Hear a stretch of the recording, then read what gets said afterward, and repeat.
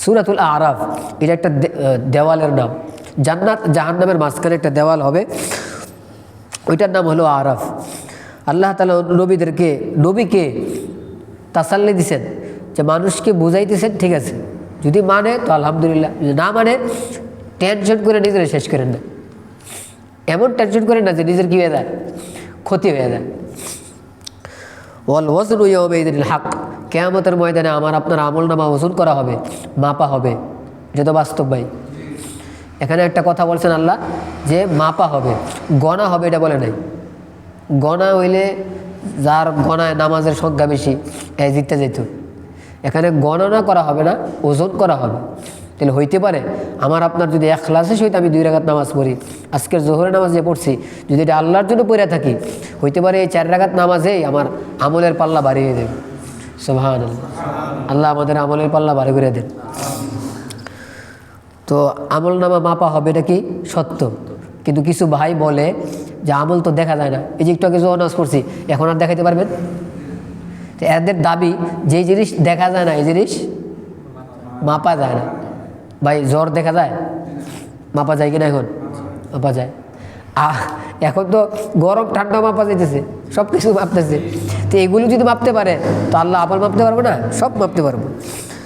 শয়তান এবং ইবলিসের কথা, আদম আলাইহিস সালামের কথা আল্লাহ তাআলা শোনাইতে গিয়ে বলছেন যে তোমরা সবাই মনে রাখো শয়তান কিন্তু তোমাদের শত্রু। এটা জেহেনে রাখতে হবে আমার আপনার। লিবাস, পোশাক পরা, এটা আমার আপনার কর্তব্য।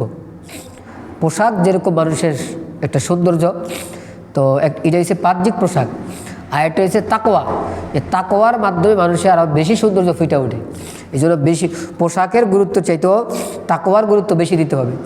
এবং ইয়া বানি আদমা খুযু যিনাতাকুম ইনদা কুল্লি মসজিদ, এই আয়াতের দ্বারা মানুষের পোশাকের প্রতি খেয়াল করার জন্য বলছেন। তাহলে আমি আর আপনি যদি মসজিদে আসি, নিজের ঘর আর মসজিদ কিন্তু এক না ভাই। মসজিদ কার দরবার? তাহলে আমার নিচের কাপড়, উপরের কাপড় এবং মাথা, সব জায়গায় যেন আমার কী থাকে? কাপড় থাকে। সব এই জায়গায় আমি কথা বলে একটু লম্বা হইব।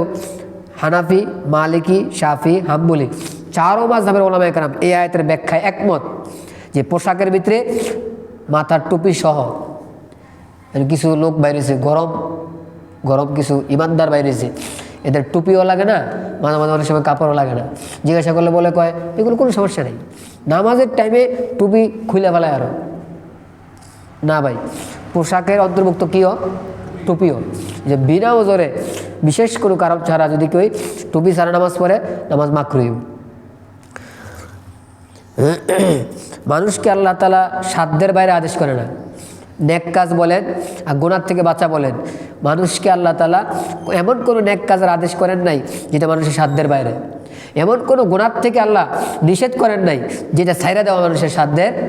কিন্তু এখন মানুষ বলতেছে, কালকে আমার অনেক কয়েকজন জানাইছে হুজুর গুনাহ থেকে বাঁচা সম্ভব না। আমি বলছি মিথ্যা কথা বলেন না, গুনাহ থেকে বাঁচা সম্ভব না যদি বলেন তাহলে আল্লাহ তো আমাকে আপনাকে সাধ্যের বাইরে কি করছে? আদেশ করছে। সাধ্যের বাইরে আদেশ করলে আল্লাহ তো জুলুমকারী হয়ে দেবেন। আল্লাহ তো জুলুমকারী হইতে পারেন না। হ্যাঁ, এটা বলেন যে আমি হিম্মত করতে পারতেছি না, হ্যাঁ আমি ছাড়তে পারতেছি না, নিজে চেষ্টা করতে রাজি না, এটা আল্লাহর উপরে ছেড়ে দিলে চলবে না। জান্নাতীরা জান্নাতে যাবে, জাহান্নামীরা জাহান্নামে যাবে। তো জান্নাতীরা জাহান্নামী ব্যক্তিদেরকে ডাক দিয়ে বলবে কি খবর, আল্লাহ তাআলা যে ওয়াদা করছেন সেটা তো আমরা পাইছি, তোমরাও তোমাদের ঠিকানা অনুযায়ী পড়ছো, আল্লাহর ওয়াদা ঠিক আছে কিনা, সত্য কিনা জিজ্ঞাসা করবো। জান্নাতীরা জাহান্নামীওয়ালাদেরকে ডাক দিয়ে বলবো, জিজ্ঞাসা করবো। ওই সময় কেমন লাগে বলেন? একজন আগুনে ফালায় যদি জিগান কিরে কেমন লাগে, তার মানে তাদের কষ্টটা আরও কি বাড়বো। আল্লাহু আকবার। ঠিক একই সিস্টেমে আরাফওয়ালা যারা আছে এরা জান্নাত জাহান্নাম দেখবেন, যে একটা সময় আল্লাহ তাআলা এদেরকেও জান্নাত দান করবেন। এরপরে আল্লাহ তাআলা নবীদের আলোচনা করছেন, বড় বড় 5 নবীদের জাতির আলোচনা করছেন। নূহ আলাইহিস সালাম, হুদ আলাইহিস সালাম, সালেহ আলাইহিস সালাম, লূত আলাইহিস সালাম, শুআয়ব আলাইহিস সালাম, এই 5 জন নবীর ঘটনা আল্লাহ তাআলা শুনাইছেন। শুআয়ব আলাইহিস সালামের জাতি এমন ছিল যে এরা উল্টা নবীরে বলতেছে ভালো হইবে না, ভালো না হইলে কিন্তু এলাকা ছাইরা চলে যাও, মাইরা ফেলাইব বলতেছে। দেখছেন? ইবনে মাসউদ রাদিয়াল্লাহু আনহু থেকে বর্ণিত আছে এবং ইবনে ওমর রাদিয়াল্লাহু থেকে বর্ণিত আছে কিছু লোক বেদাত করতেছিল মসজিদে, তো সাহাবী দেখে বলতেছে বাইরে করো এগুলো, সুন্নত কাজ বাদ দিয়া বেদাত করতেছে, বাইরে করো।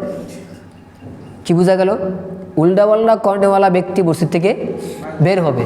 আর এখন কি জমান আইছে, আমি যদি ভালো কথা বলি তো উল্টাপাল্টা ব্যক্তিরা বলে যে আরে বাইর কর। মানুষের আমল এত উল্টা হয়েছে, মানে ভালো কাজের যে কথা বলে এরে সবাই মিলে কয় হ্যাঁ বাইর কর। দেখবেন রুমের ভিতরে যে একসাথে থাকে কিছু মানুষ 10 জন থাকে, তো একটা নামাজ পড়ে না, তো একটা নামাজ পড়ে ফজরের সময় উঠছে, উঠতে ভাই ভাই সবাই উঠেন নামাজ পড়েন, সবাই হ্যাঁ ধরে বাইর কর। এটা মারাত্মক মারাত্মক বড় অপরাধ। কিন্তু এই আল্লাহ কিন্তু এই সমস্ত লোকদেরকে ছাড়েন নাই, ধ্বংস করে দিচ্ছেন। তাহলে আমরা যদি এই কাজে ব্যস্ত হয়ে যাই তো আমাদেরও তো হালত কেমন হইব, আল্লাহ নারাজ হয়ে যাবেন। আল্লাহ আমাদেরকে বুঝার তৌফিক দান করেন। আল্লাহ তাআলার সিস্টেম কি, সব মানুষের কাছে আল্লাহ তাআলা লোক পাঠায়, কারো কাছে নবী পাঠাইছে, কারো কাছে নবী পাঠালে না পাঠালে নবীর স্থলাভিষিক্ত যারা এদেরকে পাঠাইবেন। সিস্টেম কি, প্রথমে দাওয়াত দেয়, যদি মানুষ না মানে তা আল্লাহ কিছুটা কষ্ট দেয়। এটা দুনিয়ার নিয়ম, ইতিহাস পড়ে দেখেন। যদি লোকগুলো ঠিক না হয় কিছুদিন পরে তার ভালো হালত শুরু হয়। এই ভালো হালত যখন শুরু হয় তো মানুষ মনে করে কি আমরা তো ঠিকই আছি, ঠিক না থাকলে ভালো হইলাম কীভাবে? কিন্তু আল্লাহর এটা সিস্টেম, প্রথমে একটু কষ্ট দিব, এরপরে ভালো হালত দিব। এই ভালো হালতের পরও যদি ভালো না হয়, যদি বিবেক কাজে না লাগায়, এই তৃতীয় ধাপে গিয়ে আল্লাহ তারা ধরেন, নারাজ হইয়া ভালো করে ধরেন। তো আল্লাহর সিস্টেম কিন্তু আমার আপনার মতো না। আমি আপনার রাগ হয়ে গেলে প্রথমেই থাপ্পড়, প্রথমেই ধমক, হ্যাঁ বাইরো। আল্লাহর রাগ হইলে প্রথমেই বাইরে বলে না, একাধিক হালত পেশ করে আল্লাহ তালা। আল্লাহ তালা চান ব্যক্তি যেন জ্ঞান খাটায় যেন কী হয়ে যায়, ঠিক হয়ে যায়। শেষ পর্যন্ত ঠিক না হইলে পরে আল্লাহ ধরেন, প্রথমে আল্লাহ তালা ধরেন না। মুসা আলাইহিস সালামের কথা আল্লাহ তালা শুনাইছেন, ফেরাউনের কথা শুনাইছেন। আল্লাহ আকবার। আচ্ছা, লম্বা হয়ে যেতেছে। এক আয়াতে আল্লাহ তালা বুঝাইছেন নবী মুহাম্মদুর রাসূলুল্লাহ সাল্লাল্লাহু আলাইহি ওয়াসাল্লাম শুধুমাত্র ওই জমানার নবী না, কিয়ামত পর্যন্ত সকলের নবী না ভাই। তাহলে বর্তমান যারা কিনা মুসলমান না, এরা যদি আমাদের নবীকে না মানে তারা কি ইমানদার হইতে পারবো? অনেকে বলে আমরা তো আল্লাহর মানি, আমরা তো পরকালকে বিশ্বাস করি। তো আল্লাহকে মানা আর পরকালকে বিশ্বাস করা যথেষ্ট না, নবী মুহাম্মদকে মানতে হবে সাল্লাল্লাহু আলাইহি ওয়াসাল্লাম। যতক্ষণ মানবে না, যদিও সে পরকাল বিশ্বাস করে, যদিও সে আল্লাহকে বিশ্বাস করে, এরপরও সে ইমানদার হইতে পারবে না।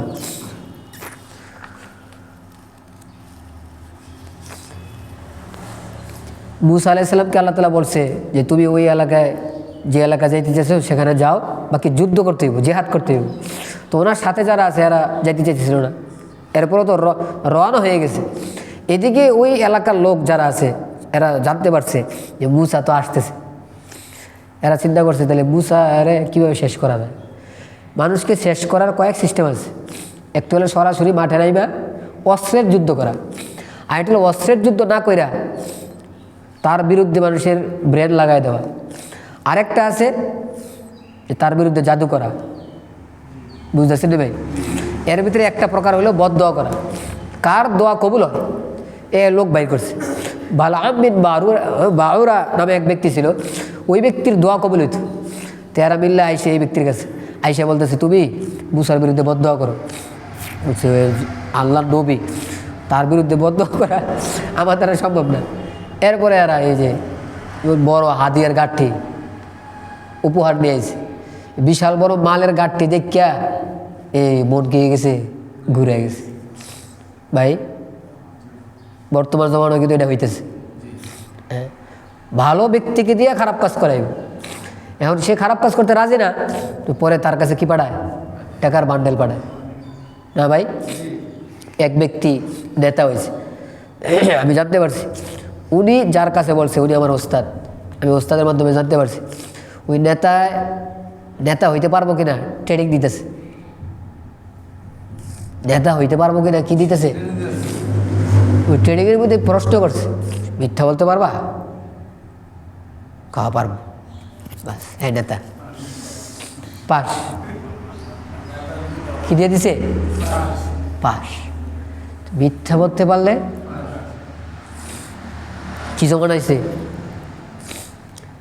আমরা স্পষ্ট কয়েকটা মজলিস আমি ছিলাম যে আমরা ওলামায়ে কেরাম বসা, বড় এক নেতা আসছে, নেতা এসে কি বলতেছে, উনি একটু কথা বলবেন, ঠিক আছে, কর্তৃপক্ষ যারা আছে কথা বলার সুযোগ দিছে, উনি মাইকটা নিয়েই বলতেছে, ভাই আপনারা তো সবাই জানেন এই যে হুজুররা যে কথা বলতেছে এটা ঠিক বলতেছে, আর আমরা যা করি সব বিচার।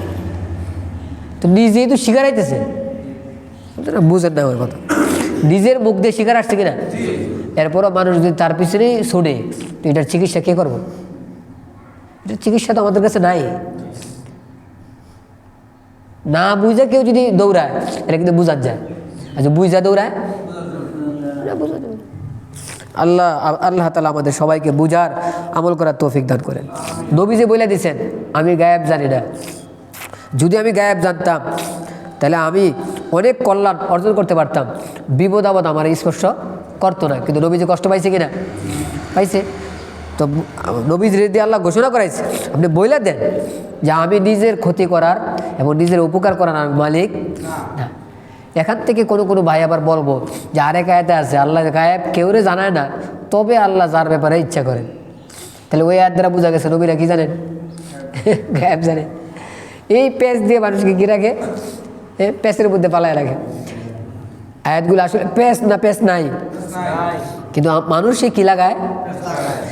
মনে রাখবেন নবী জানে আল্লাহ যেটা জানাইছেন, এই ব্যাপারে যাররা পরিমাণ কোনো সন্দেহ। কেউ যদি বলে নবী যে জানে না, তা তার ইমান যাবে। তবে যে জ্ঞান নবীরে দেয় নাই, এটা যদি কেউ বলে নবী যে জানে, তাইলেও তার ইমান চলে দেবে।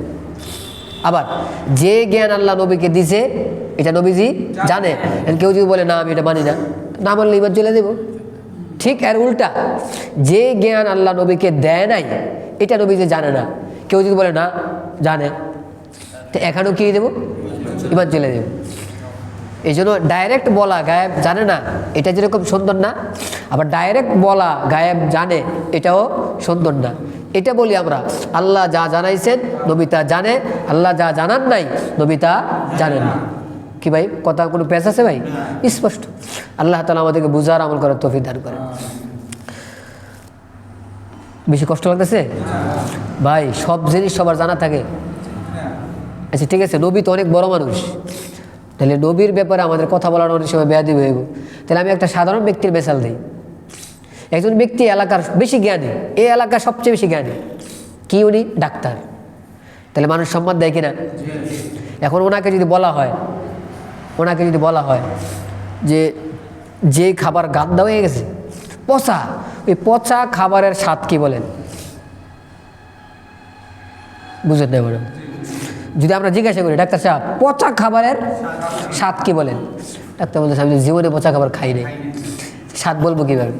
তো আপনারা কি বলবেন যে আগামীকাল থেকে তুমি আর ডাক্তার না? বলবেন? এটা না জানা তার কি দোষ না? তার কি?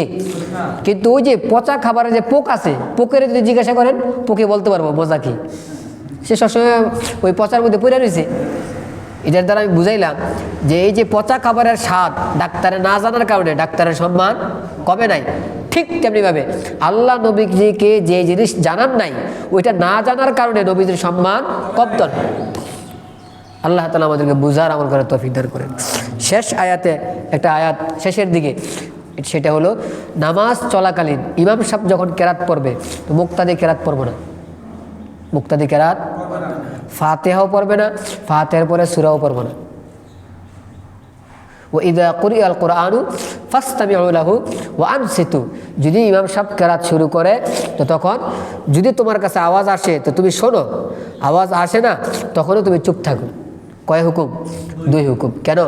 কখনো কেরাত কানে আসে, কখনো কেরাত কানে আসে না।